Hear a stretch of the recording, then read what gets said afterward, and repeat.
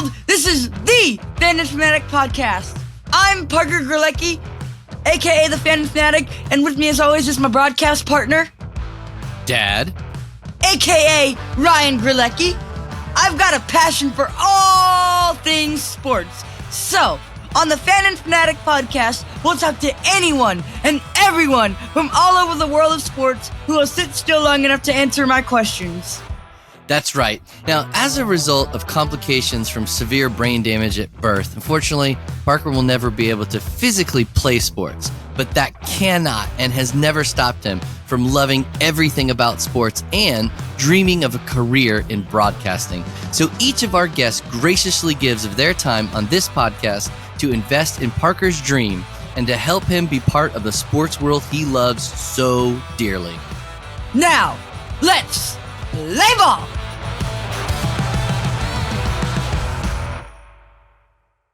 All right, Fanatics, it's time for another high-octane episode of The Fan and Fanatic. Today's guest is a good man through and through, a very good Alabama Crimson Tide player and former Bear Bryant player. Mr. J.W. Hodge. What's up, buddy? How you doing, man? Before we get into all that, JW, so I want to. So first things first. Why don't you tell the listeners why you're here? Like, what's your connection to the sports world? Well, first of all, the reason why I'm here is because of you. Let me just say that. Two questions. Number one, yes, how did we meet?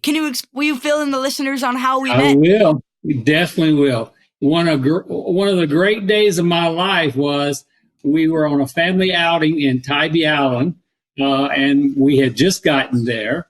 And I hear that's where you're at right now, if I'm not mistaken. So yeah, I'm jealous, to be honest with you. So anyway, so we're there, and the family was looking for a place to go out for dinner. And ironically, that we go to the same place that somebody else happened to be having their dinner there as well. And that was you, Parker.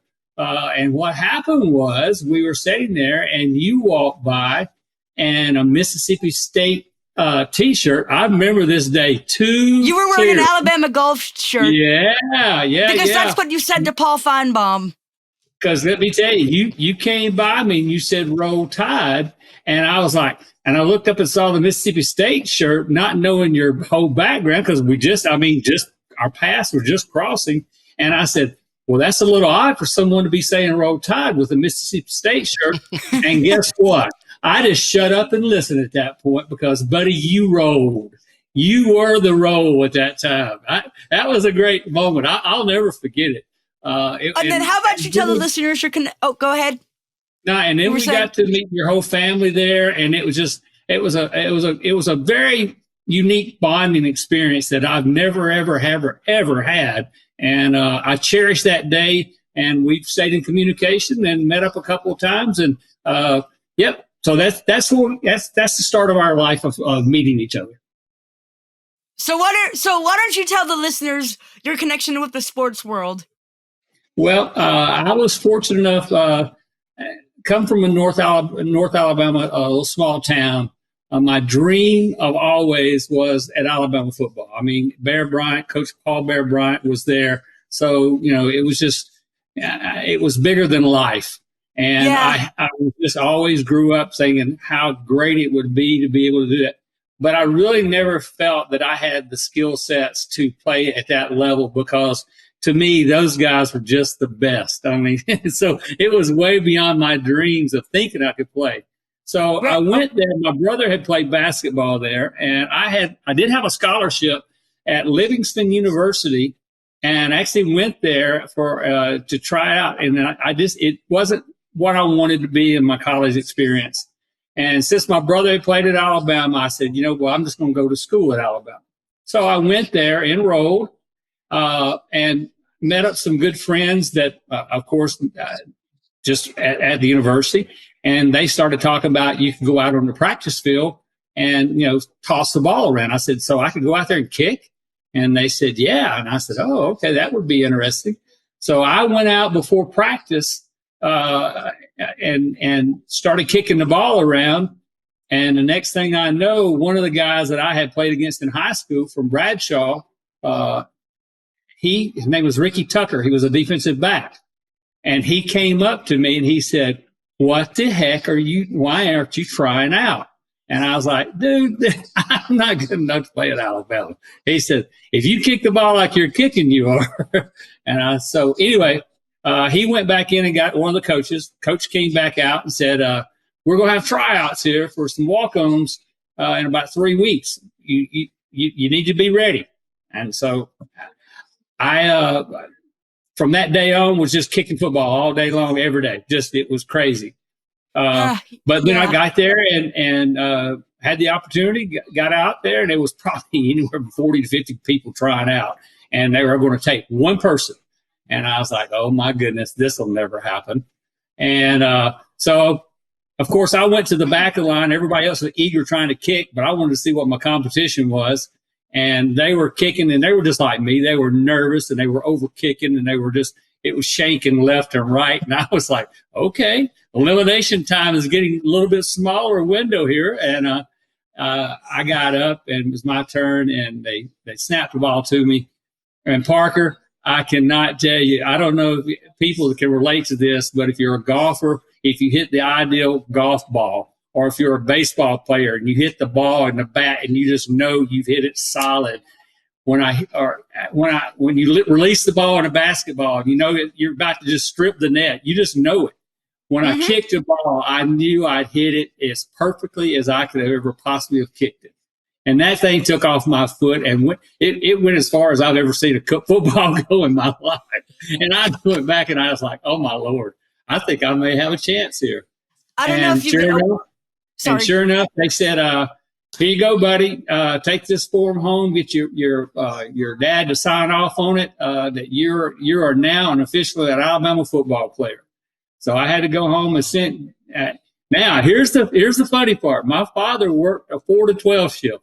It was a 2.5-hour drive, and so my best friend Terry Harris, because my dad was at work, so when I drove there, I told Terry to go get my report cards that my dad had signed, and I said, and start tracing his name. I said, he's not going to be able to sign it, so I got to have somebody to sign my dad's name. My friend drove up to our house, just started writing. He had great penmanship, copied his name, and put my dad's name down on the piece of paper. And I wrote my dad a note saying, "You're not going to believe this, but your son now plays football for the University of Alabama. If anybody calls you, you sign the piece of paper." So that's it. That's my story. So, that's a lot. Can you imagine anybody making it to to college football with forging their daddy's signature to get onto the team? So JW, funny story actually. This past, I think that, what's that phrase, that legal phrase about your timeline? I think that's passed by now. I'm a few. That's right. Yeah. It's the statute of limitations passed. We're gonna let you. We're gonna let you keep it. Good. Yes, sir. All right, JW. So last college football season, this previous college football season, so the 2022-23 season, I was fortunate enough to take my first trip down to T-Town. Really? I loved it. Yeah. What game did you go to?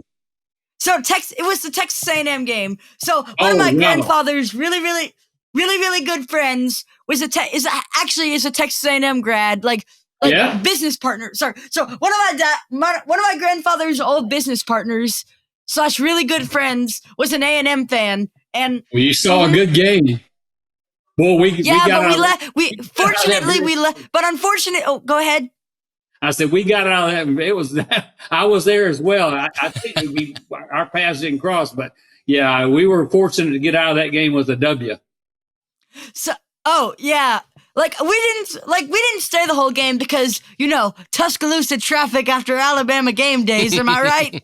Oh, it's a nightmare. It is a nightmare. Yeah, that's the one thing they have never done there is upgrade the system to handle 110,000 people trying to leave a stadium at the same time. The one thing I wanted to do get away with after that trip was to meet Big Al. So we went to Elephant Stomp. You know what Elephant Stomp is? Like the big yes, sir. pep Yes, rally, sir. like before they go some nice fans let me cut in front of them so I can go up and meet Big Al. Yeah. Oh, so did you get to? I actually have some. They're not on my. I have some pictures if you want me to send those to you. Oh, heck yeah, man. I would love to have them. Yes, absolutely. Yeah. Did you? Oh, and did you hear about Bear Bryant? Well, boy, what are you going to tell me? Yeah, let's just say he went to the big stadium. Let's just say he went to the big football stadium in the sky. Oh, yeah. Well, you know what? He's Bless coaching his heart. a football team. You know, there's some people up there. He's probably already coaching them up. So what do you think? So how did you feel about playing under Bear Bryant? Was he like a nice guy? You know what? He was, I tell this when I get to talk to people about it. He has assistant coaches there that do coaching football. Coach Bryant had a meeting every day before you go out to practice. You'd go up in like an auditorium, which is another little funny story is all the guys would be sitting in the stadium and it's all slouched down and all like this. And all the coaches, they had a routine of how they filed in. So everybody knew the process of which coach come in and which one Coach Bryant would follow. So as the coaches started filing in, as when last coach, Coach Moore would come in, right after him was Coach Bryant. So, boy, it was like you just hear a just snap up into their seats. But Coach Bryant was never one of those that would sit inside the room at that particular time and talk to you about football. What he talked to you was about life. He would tell you about life stories, how the decisions you're going to make today will impact you and others that you love for the rest of your lives. So he was a real advocate about, coaching young boys and making them into young men and make them, something good for society and be good to your mama. Boy, did he preach that. Make sure you call your mama. Make sure you send your mama a letter. I mean, he was all about that. I can tell you, there's been many people talk about it, but I can, again, vouch that was part of his verbiage. Every time he spoke, he was big about life. You look like you have it looks like you have some pretty interesting stuff on that bookshelf behind you. Will you explain what all that is? Yeah, I got the picture of myself up there. I've got a leather-bound book of the Bear. Then I've got a national championship football that I got signed, not of the years that I was there, but 1992. I thought that was a heck of a football team, and they kind of got through the cycle of us, going through that without Coach Bryant being there and Coach Gene Stallings, which I hugely respect, and the job that he did there. So I cherish that football as well with those signatures. And then a lot of it is just my family stuff, grandkids, family, daughters, sons. I mean, it's just, it stops me in my tracks sometimes when I walk into my office and I look up there and I see all that. And it takes me back down memory lane. And it's not just for my life, but just for my children's lives as well and my grandchildren. So, my wife says I've got it too packed full of stuff. I said, well, what are you supposed to put on a bookshelf? I don't read that many books, so I might as well put pictures. So here we are. So one of my all-time favorite, one of my favorite things also from the trip was seeing Big Al's pregame drum major routine. You know what I'm talking about? Where like every pregame at Bryant Denny, he comes out dressed up in a drum major elephant costume. Yes, I don't know why, but I love that little pachyderm so much. He was so fluffy. You know what, Parker? That makes two of us on this podcast right now that likes that little pachyderm. I can tell you that. Man, that little pachyderm. I prefer my mascots live. Oh, listen, Chief Osceola and Renegade. Hey, living, breathing, real. But come on now. I mean, how cool would that be? All right. Okay, so favorite. Okay, did you go to? So 2 questions. Favorite stadium that you've played in as a player? Bryant Denny Stadium. Sorry. Other than Bryant Denny Stadium. of all the stadiums you played in, other than Bryant Denny, of course, because I would be biased. What was your favorite? Come on, man. I can't be biased. I mean, let's say. What was the Was it Jordan I will better tell question? you- What was the tell you best the- road atmosphere? Let me tell you the most intimidating one. Mhm. LSU, Baton Rouge. Yeah, those Oh, my Baton goodness. Rouge rowdies. Oh boy, those people. And again, I don't think it's lost. I think what I don't know if it's just our times have changed or whatever. I don't know, but boy, it was just a little different setting back in those days. It just seemed to be. I don't know if it was a little bit looser in the environment there or whatever, but they seemed. Now they had the flipping. You talking about live mascots?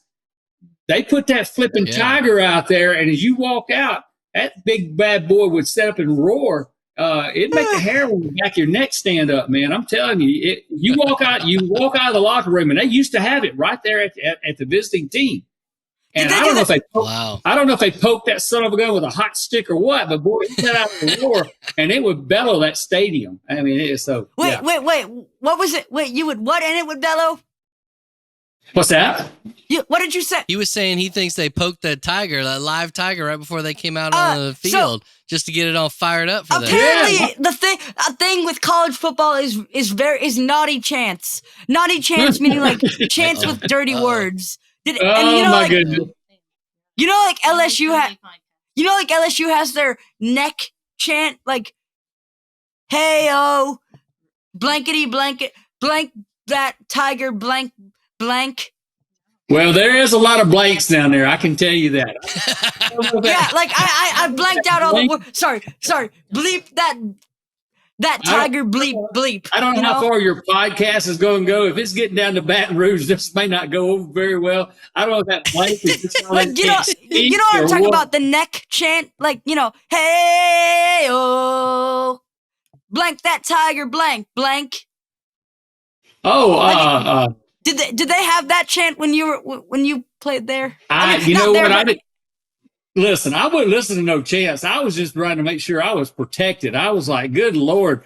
Is that tiger in a cage? And then how about favorite stadium you visited as a fan? Other than Bryant Denny, of course, because like I said, I'm going to tell you, Texas A&M.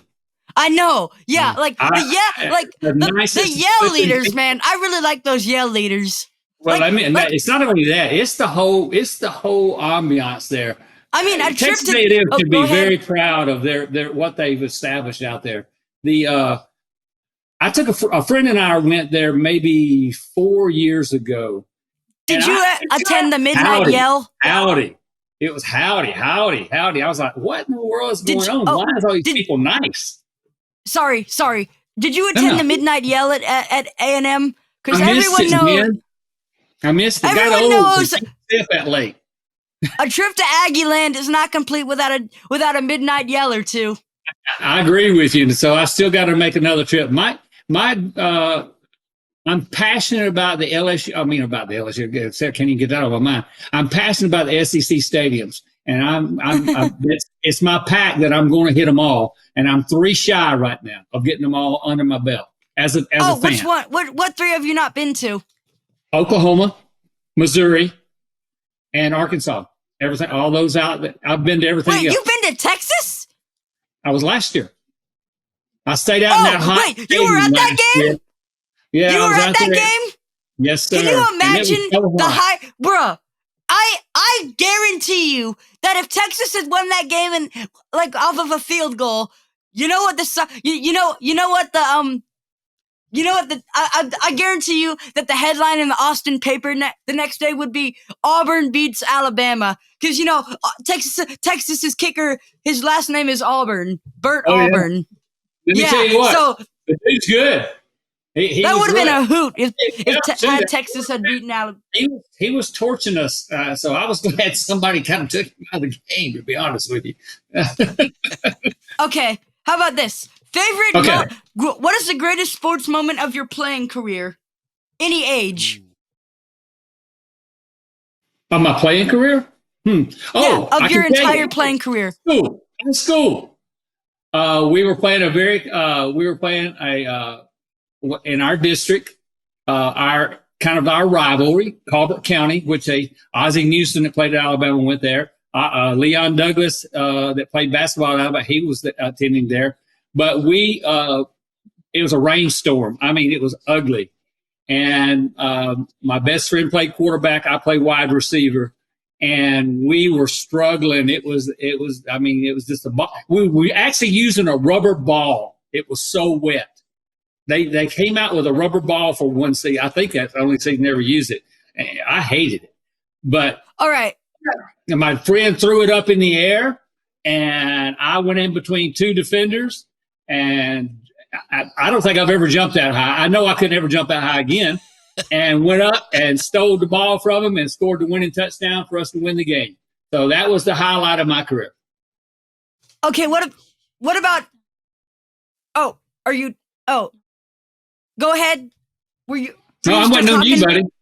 I'm waiting on you. Sorry. How about? What about? Okay, last question.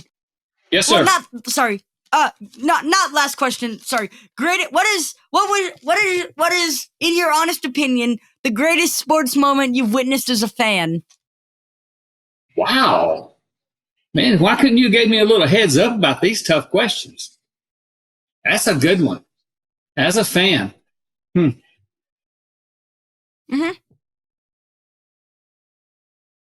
Parker, I've got so many. It's going to be hard for me to tell you which one's the greatest. I mean, I've been fortunate. I've been at some great football games. Of course, Alabama and Auburn goes back and forth with some, great games. Cam Newton coming back in Tuscaloosa was a great game for Auburn. Yeah, the Bama punt game.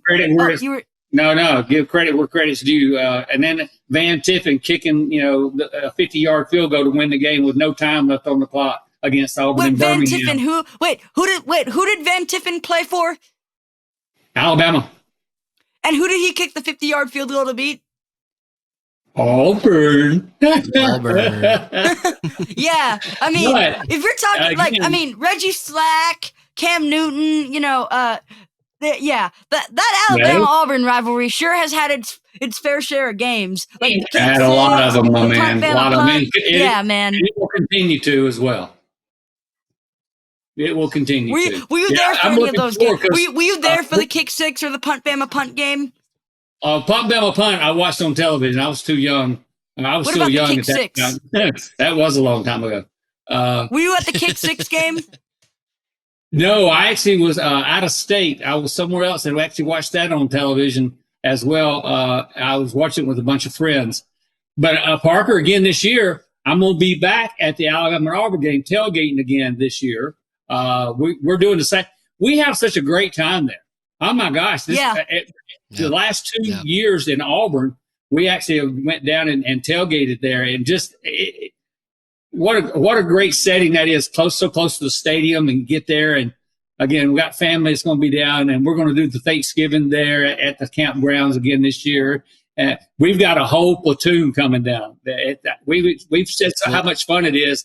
We've actually got, I think, 5 more RVs showing up so we're going to have. What Parker missed is when me and his brother Chase and you and Cindy were at the concert that night, that Friday night. Shout out to the Velcro Pygmy. Yes, sir. Yes, sir. I've been talking about that as well. Is there anything we have not talked about? Well, you know what, Parker?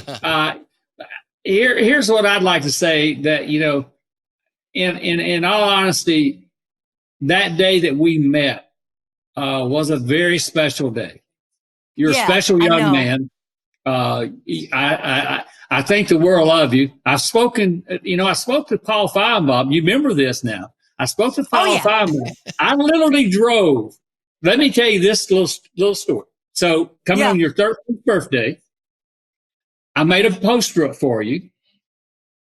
I drove from here by myself to Gainesville, Florida, to just go down because Paul Finebaum was going to be there doing his show. And I said, I've got to get down there so I can get that poster to you for your birthday on time. So I drove from North Carolina to Gainesville and met Paul Finebaum, and he signed it. We got pictures. You saw all that. But Paul leaned over to me. He says, "Where are you from?" Because I talked to him on the phone a couple of times. I said, "Up around Charlotte area." I said, "Up in Troutman, North Carolina." He said, "I'm in Charlotte. Why didn't you just come down here to Charlotte and let me sign it?" I said, "Because I'd never been to Gainesville, so I accomplished one of my things was I got it off my bucket list." Yes, sir. Sorry. No. You were sorry. I interrupted you. Go ahead. No, yes, sir. You're good, buddy. So anyway, no, you finish talking. You finish talking. Okay, man. So anyway, got it signed off, and then Paul Finebaum told me, he said, "You make sure you tell Parker that Paul Finebaum says happy birthday as well." So I don't think I've ever gotten to tell you that, but he made me that day, and we've never got to this point to be able to have that kind of communication. So Paul Finebaum wanted me to tell you happy 13th birthday. So how old are you now? 15? 14. He's about to be 15, but that's good. We'll Mr. take it, J.W. Hodge, sir. Yes, sir. Do you remember who Florida was playing when you went to Gainesville? Alabama. Oh, so it was it was just sheer coincidence. You went down to Gainesville to see Paul for the Alabama Florida weekend. But Parker, that wasn't no coincidence, man. It was everything just like all the stars aligned, as you would say. Final question: what was the greatest lesson you learned from Mr. Paul Bear Bryant? I say this because I've used this every day of my life in my working world. I've been fortunate to have a lot of mentors in my life, and one of the things that Coach Bryant would always say, and I mentioned to it, and I carry this on with me, and I tell multiple people this as well. Coach Bryant used to have a saying about, what are you willing to give up for today? Because you're getting a day of life. So what is it you're willing to give up for that day? But also in that same little statement, he always said, if you will circle yourself with good people, you will always be successful. Just stay around good people. JW, yep. Do you know who Tony Giles is? Why do I know that name? The voice of Bryant-Denny Stadium. Oh yeah. Okay. This here, in the words of Tony Giles, this is Alabama football. Love it. I love it. Right here. J.W. Hodge is Alabama football. Oh, man. Touchdown, Alabama. Loving it, man. JW, I love that. That's such good advice, Parker. Surround yourself with good another people, question, right? JW. That's it. What's your opinion on Gary Danielson from CBS? You know what? There's been people that has made my family. They don't like him. There's a lot of people. Let me say this. Probably because all the time, like everything he says about Alabama is just not nice, man. And again, I am an Alabama fan through and through, but I'm also a fan of football, college football, and fairness. And I met the man. I had the privilege. I was going to go check in, and he was coming from his trailer, going into Bryant-Denny Stadium to go broadcast the game. And he and I can't. What's his partner's name? Vern Lundquist. Yes. Or Brad Nessler. No, Brad Nessler. Yeah. And they both stopped. I was walking there. I said, "You're going to call a good game today, right?" He said, "Well, absolutely." I said, "Well, then does that mean I get to get a photo with you?" And he was like, "Absolutely." I still have that photo. So they just stopped. We shook hands. I told him, I said, "I hope you have a good game." And he looked at me and he said, "I hope Alabama has a good game." So again, it's not like he's against Alabama. It's just he calls it the way he sees it. What game was this, by the way? That was oh my! Why did you bring that up? This was actually 2019 Alabama LSU. Oh yeah, the year that LSU won the national championship, right? Joe Burrow. Yes. Yeah, you had to bring that up. Thank you, Parker. Sorry, man. We live in all these good memories. Thank you, man. I appreciate it. All right. I think that basically, that about hits the nail on the head. Thanks, Yeah, I JW. did. Oh, and would you mind sharing this with any of your buddies that played sport, that have like a connection to the sports world, like your brother who played basketball, and maybe they can be on my podcast? Parker, it would be my pleasure, and I will definitely start getting in touch with some of them and get them lined up. I'm going to actually get you in touch with another special individual. He's a really, really good friend of mine. Who is it? His name is Ottie, Ottie. His last name is Steen. He'll be able to tell you some incredible stories. Wait, Ottie, who now? Steen, Stein. Let me tell you about Steen. it. Yep. Ottie was the head manager for Coach Bryant in 1979 National Championship. He was Coach Bryant's right hand. And Ottie, let me tell you, Ottie and I travel together a lot to a lot of the games together. We're real good friends. And let me get Ottie involved, but Ottie would love to do this. And he can tell some cool stories. Very cool stories. Oh, by the way, JW, thanks a million, my friend. You, sir, are awesome. Thank you for taking time out of your very busy life to be on this podcast. It really means the world, my friend. Anything for you, my man. Yeah, buddy. All right. Listen. All right. That's a wrap. And to my listeners out there, make sure to like, comment, share, subscribe. Check out this podcast on Apple Podcast, Amazon, Stitcher, Spotify. We're everywhere. All right. And surround yourself with great people. All right, Fanatics. I hope you enjoyed this week's episode of The Fan and Fanatic. Thank you for joining us, and thank you for all of your support. Don't forget to follow or subscribe, or whatever your podcast app says to do. And you can follow us on Facebook, Instagram, and YouTube. For my broadcast partner, Ryan Grelecki, this is Parker Grelecki saying, Game, Set, Match!